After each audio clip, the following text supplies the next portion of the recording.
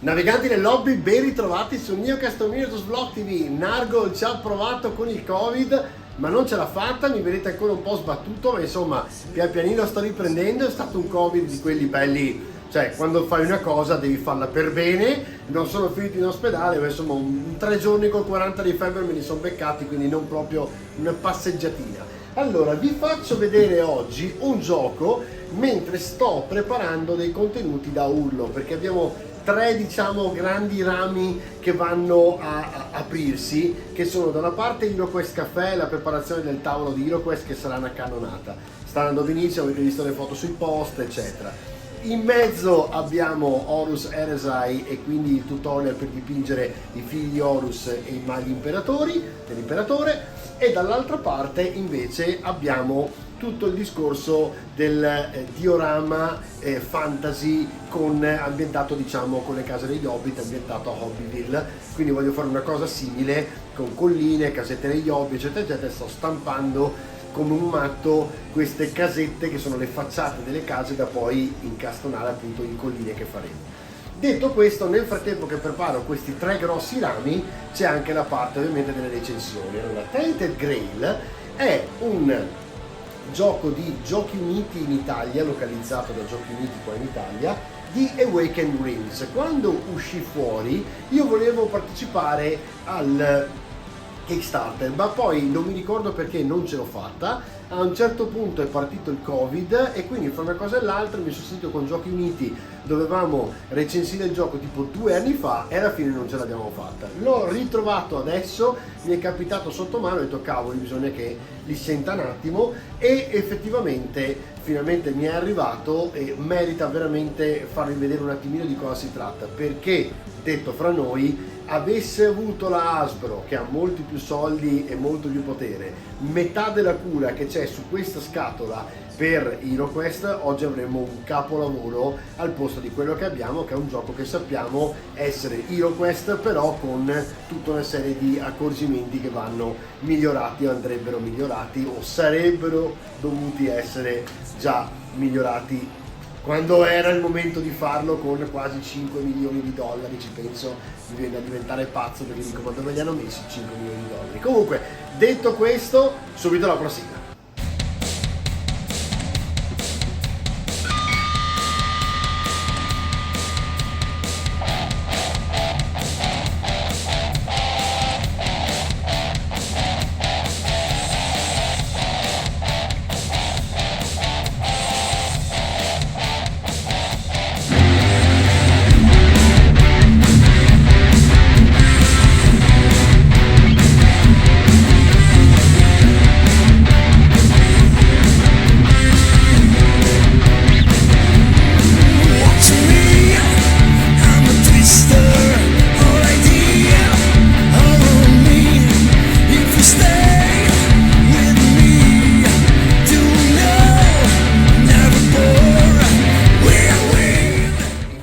Le casette degli Hobbit, ecco che vi faccio vedere questa scatola. Allora, perché ho detto cura? Perché innanzitutto il packaging della scatola è veramente da gioco pro fatto con Kickstarter, cioè si vede che c'è cura, si sente al tocco perché è satinato, fatto veramente bene con un minimo di retino.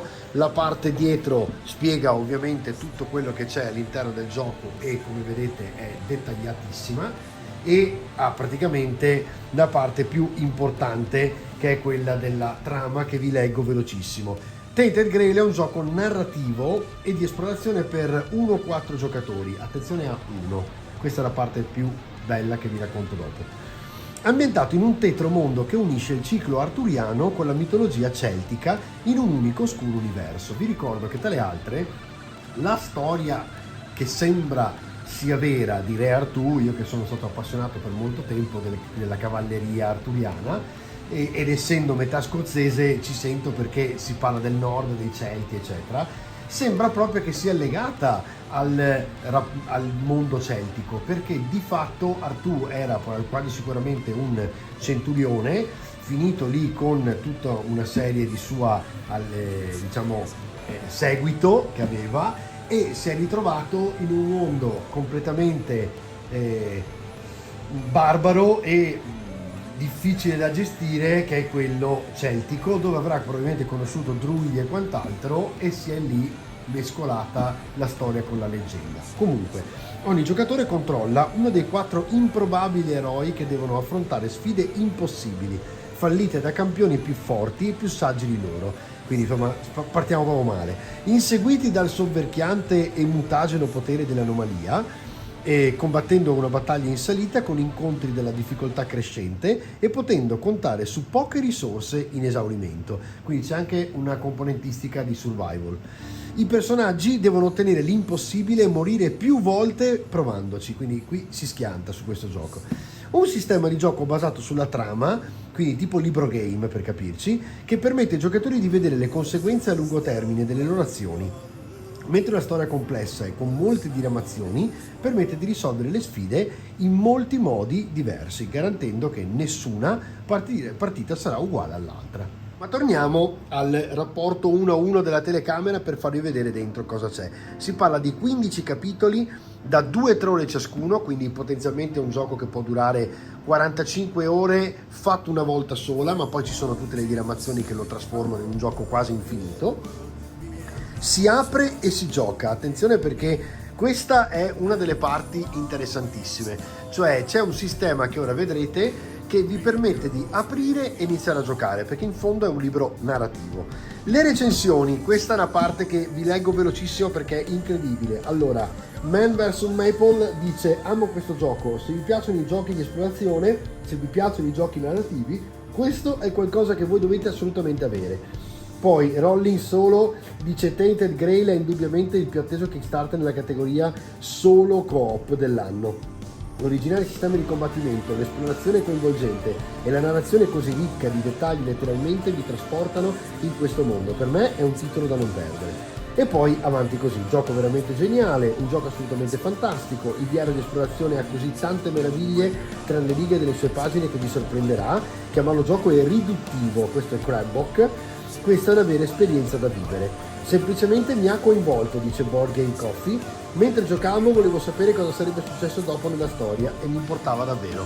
Queste sono tutte parti di recensioni che hanno messo dentro praticamente per farvi capire. È un gioco appunto del 2020 e vi faccio vedere. Allora, quando lo andate ad aprire, il packaging è veramente fatto bene, quindi è stretto e si apre con difficoltà all'inizio, il che vuol dire che appunto è ben posizionato intorno. Sulle coste abbiamo praticamente già una parte della narrativa, illustrazioni tra le altre bellissime, guardate che illustrazioni che ci sono e che cura che ha solamente il box, devo dire la verità, veramente un gran lavoro.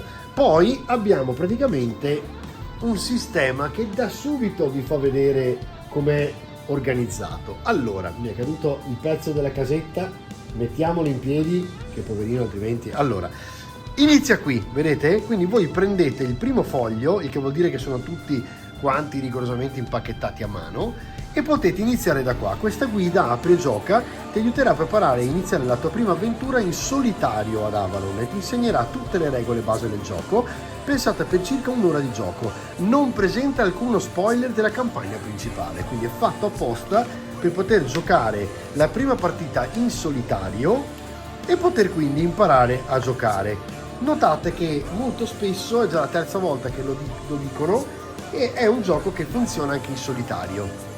Molte volte giochi di società, giochi di miniature, giochi appunto di ruolo non è possibile ovviamente farli da soli. Questo ha un sistema fatto apposta perché possiate godervelo da soli, quindi una sorta di videogame, se vogliamo, fatto in cartaceo.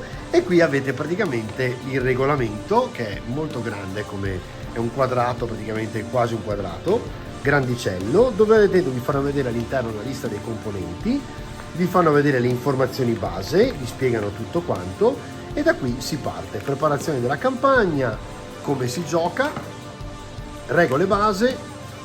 Notate che questo è un gioco, io non sono assolutamente affiliato, non ho come sponsor Giochi Uniti, quindi ve lo sto facendo vedere proprio per amore e passione come sempre, voi sapete, su questo vlog non trovate spinte nei confronti di qualcuno piuttosto che qualcun altro, se non perché mi piacciono veramente. Questo gioco mi piace veramente, merita parlarne, perché ha veramente delle caratteristiche uniche. Questo è il diario, ok, guardate com'è impacchettato, andiamo ad aprirlo insieme. Ok, attenzione che roviniamo tutto, eccolo qua, questo si leva e qui abbiamo un secondo cellophane, quindi il primo era solo il cartone per proteggere gli anelli, ok? Il secondo, vediamo un pochino se riesco ad aprirlo da qui al volo, sì, ce la facciamo, ecco qua. No, in realtà questo è un po' di scotch di quello che c'era prima, e vediamo come hanno pensato di imbastire praticamente il discorso. Ovviamente questo non è il libro del regolamento, quindi è il libro della campagna, la campagna che si può giocare appunto in solitaria. Vado a prendermi un taglierino, eccolo qua, perché vedo che ce n'è necessità. Vediamo un pochino. Oh. Ecco qua. Allora, anche questo libro, devo dire, sento già super carta, super confezionato. Questo è veramente un signor gioco a livello di cura. Scusatemi i residui del Covid che si fanno sentire. Ecco qua, no, questo no, questo è uno fuori che sta giocando con la sega elettrica. Tainted Grail, la caduta di Avalon, diario di esplorazione. Guardate che cos'è il diario, utilizzare il diario di esplorazione. 101 tenuta rurale di Kunat, ok, 102, quindi queste sono praticamente credo le carte, con 103, 104, quindi voi praticamente il sistema funziona con delle carte oversize che poi vi mandano a leggere praticamente la pagina a cui vi rimandano per l'appunto. Quindi in poche parole ve le faccio vedere, sono qui sotto, poi le vediamo insieme. Guardate la cura che c'è in tutto questo. Qui c'è una mappa e un apprendista, cioè una sacerdotessa di Kunat che scrive all'apprendista, che siete ovviamente voi, che state per iniziare il vostro viaggio. Andiamo a vedere un attimino, sono curioso di capire se ce n'è una per ogni giocatore o come funziona. Allora, sì, una è per Ailey, una è per Arev, una è per Verme e una è per Beor. Quindi praticamente avete una lettera dedicata a ognuno, più, come vedete, una mappa per ognuno di loro. Quindi tutti i giocatori hanno una mappa uguale, sono 4 diverse, ma guardate la cura che c'è su questo gioco. Cioè, io vi ripeto, avessero avuto, con i soldi che avevano a disposizione, perché li avevano, con Hasbro la cura su HeroQuest, guardate cosa si poteva fare. Anche qui scheda di salvataggio con dietro tutti gli status e davanti praticamente il vostro personaggio, come fosse un gioco di ruolo praticamente. E poi guardate, rilievo della plastica trasparente. Qui avete un alloggio per le 4 praticamente, sono delle planche di gioco, ok? Scusatemi, ho fatto un momento di silenzio perché ero concentrato a non rovinarmi subito il gioco in partenza. Lo proverò in solo e poi vi saprò dire insomma quanto bello è. Secondo me questo merita anche in 2 o 3, però ovviamente dura sicuramente di più perché praticamente si legge per giocare. Quindi Ailey, Beor, Verme e Arev. Come vedete sono 4 praticamente personaggi celtici, nordici. Avete praticamente il cartoncino che è praticamente, vedete, si può staccare, qui si mette il personaggio, ok, e quindi si piazza il personaggio così, oppure dall'altra parte preparazione di Beor, eccetera eccetera. Poi ovviamente bisogna capire come si gioca, però guardate appunto anche qui la cura che ha, il dettaglio per le componentistiche del gioco. E poi abbiamo, vedete, 2 fori fatti apposta per sollevare la plastica, e la plastica cela sotto di sé degli scomparti duri fatti molto bene di plastica satinata, che se guardate dà già, io ho già sistemato qualcosa, dentro ci sono già dei sacchettini come fa GV, ci sono come vedete dei segni tipo save dei disc di una volta da 3,5 pollici che vi fanno capire che serviranno gli slot per salvare praticamente delle carte. Ci sono tutti dei mazzi di carte come questo, apri e gioca, per esempio non mischiare questo pack di carte, quindi questo si apre, si gioca e non si mischia, e poi si mettono via in questo modo. Guardate anche all'interno la cura che c'è, per esempio queste sono le oversize di cui vi parlavo, che servono a fare proprio la mappa, ok? E quindi che vi rimandano all'ordine della giornata e alla pagina di cui vi parlavo, e qui avete un divisorio fatto apposta che blocca le carte da questa parte per lasciare questo libero, e qui abbiamo altre carte di diversa grandezza, ok? Quindi qui chiaramente, se qualcuno si appassiona, ci sarà una minima spesa iniziale sulla copertura delle carte, perché è un gioco fatto di quello, e quindi chiaramente andranno protette perché verranno usate molto. Segnalini che sembrano di gel, in realtà è plastica trasparente, sono 4, uno per giocatore. Poi avete altri segnalini fatti in plastica, guardate che belli che sono anche questi. E poi ci sono le miniature tipo Beor di cui parlavamo prima, vediamo se riesco a farvelo vedere in macro, eccolo qua, ma la macro non va, mi odia come sempre, eccola qui. Ho poca luce, quindi riesco a farvelo vedere male. Allora, lui è Beor, che come vedete è una sorta di vichingo, proprio capelli tipo i miei, proprio, no? Rasato ai lati, barba, treccia e tutto il resto. Miniature solide, non esattamente solide dure, appena flessibili, ma non come quelle di HeroQuest, per capirci, ok?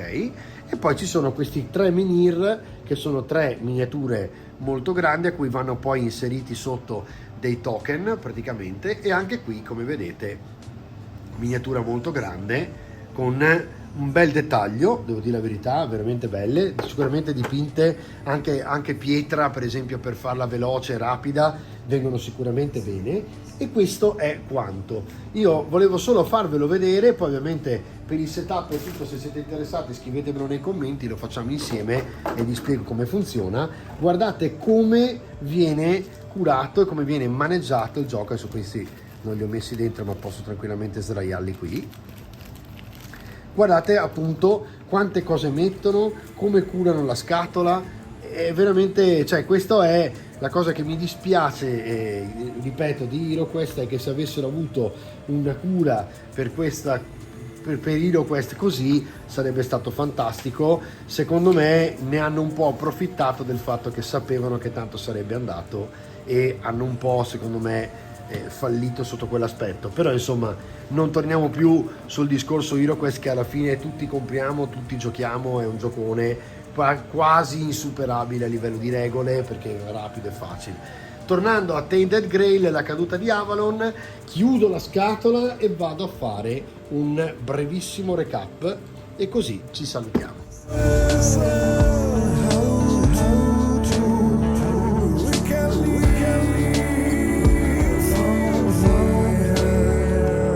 Che dire, ragazzi, dopo una brutta botta di Covid, ritrovarsi con un gioco del genere a casa arrivato sembra quasi un regalo. Se quando eri piccolo che ti facevano il regalone perché eri stato male, quindi tornavi a casa, io ero già a casa, però insomma vabbè, diciamo che al di là degli scherzi è veramente un super gioco, e mi piace un sacco la cura che ha il box. Ci sono anche delle espansioni, inizierò a giocarlo con un setup personale per vedere com'è, e se vi interessa fatemelo sapere nei commenti, vi faccio vedere molto volentieri il setup iniziale per capire come giocare. Detto questo, io vi rimando alla prossima puntata, dove spero che già inizieremo di nuovo con i tutorial per dipingere, ne abbiamo veramente un po' da fare, e quindi vedremo quale dei 3 rami di cui vi ho parlato all'inizio della puntata svilupperemo per primo. Credo quasi sicuramente gli Space Marine, e quindi andremo a vedere un pochino. Ci sono i nuovi contrast che arrivano oggi ad Arcadia, quindi poi mi arriveranno entro domani a casa, faremo una bella recensione su quelli, e magari li proveremo subito per magari colorare appunto gli Imperial Fist, per esempio. Ci vediamo prestissimo alla prossima puntata, ciao!